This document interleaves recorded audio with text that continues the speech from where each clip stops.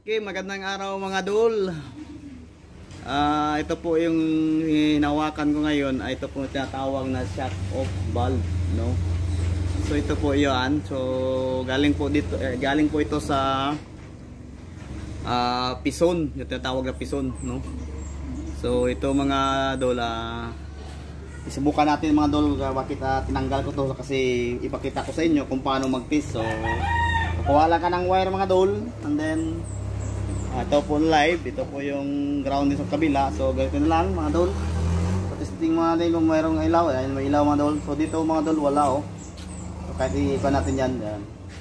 Ito po yung mangyari kasi kapag wala dito yung function na mamatay yung engine nyo.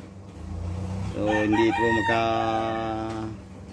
So kadalasan naman makikita to mga dol sa mga 12 volts nyo, yung sa Kia Bongo, Kia Mazda, saka Ford Gito, mayroon po sa Ford Visito, yung sa malaki. Pero kadalasan mga dol na nakagamit nito ay yung mga maliliit na sasakyan. Sabi ko kanina yung sa mga Mazda, Kia Bongo, at saka sa Isuzu, Ford Gito po. So ito mga dol ay 24 po yung ating ginagamit, yung ating shut off valve, no? So 24. So try natin mga dol, no? Kahit 12 volts to, makikita naman natin kung function ba o hindi. So ito mga dol, oh. Ayan, umilaw. So dito na nilagay yung mga dol, oh. Ayan, oh. Umiilaw mga dol. So pag umiilaw na mga dol, so okay yung connection. So subukan natin mga dol. Ayan po yung kanyang piston, yan po ang nagwalang kuryente, yan, oh. Ayan, oh. Gumagalaw mga dol, oh. Kahit, oh. Ayan, oh. Gumagalaw mga dol. Ayan. So yan pa yung function dito, eh. Kasi pag sa engine po ito, ganyan po ang posisyon niyan, yan. Ito, ganyan po yung posisyon. Pag mayroon ng kuryente, liliit yan. Papasok po sa loob dito. Kasi mayroon pong spring dito sa loob niyan. Tingnan natin, no, para hindi tayo, yan, no, may spring, oh. Yan. So, ang mga technique dito mga dol, pag balik tayo doon, so lagyan natin dito ng grasa, no, paglalagay para hindi mahulog. Paglagay doon sa kanyang lalagyan.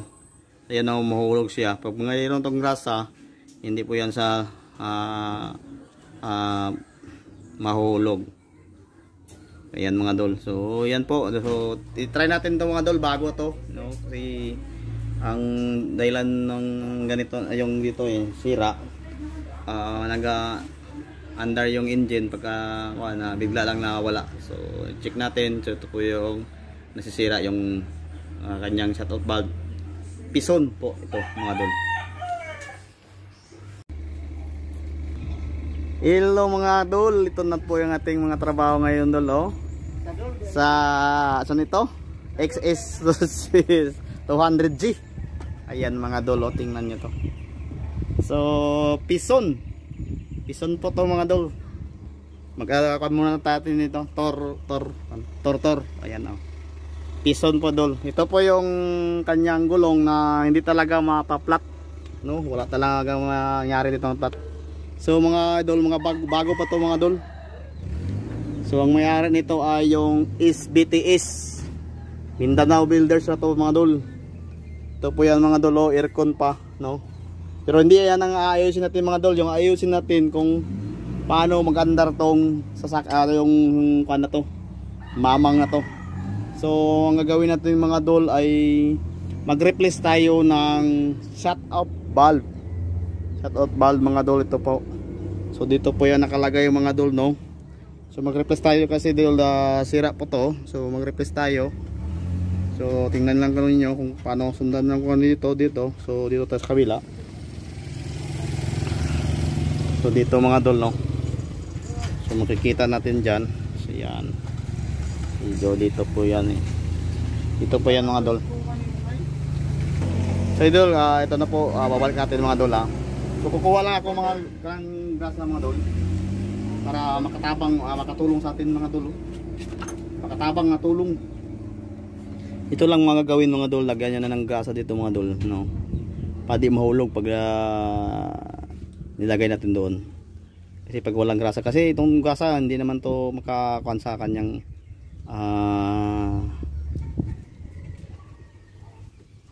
hindi naman to ayaw makasira. Ayan o. So ayan, ay nahulog na mga dol. Oh nako. So ito mga dol, yan o, hindi siya mahulog, no. So ilagay na natin ito mga dol sa loob. What's unlearn mga dol. Ayan, pumasok na mga dol. So ikot-ikotin natin dyan, tingnan natin kung papasok pa ito. Ayan, pumasok mga dol. So tira ito mga dol.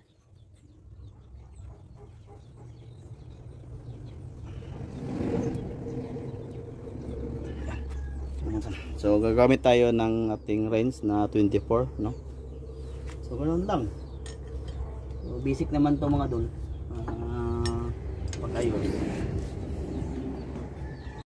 Mga dol, testing tayo, no. Okay, start mga dol.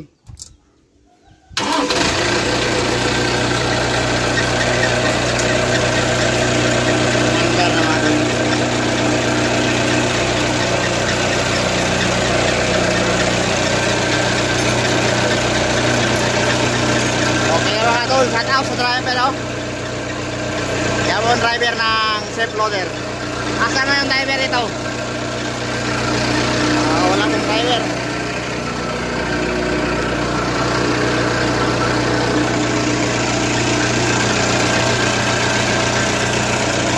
So maraming salamat mga idol. Pison. Yan po mga idol, oh.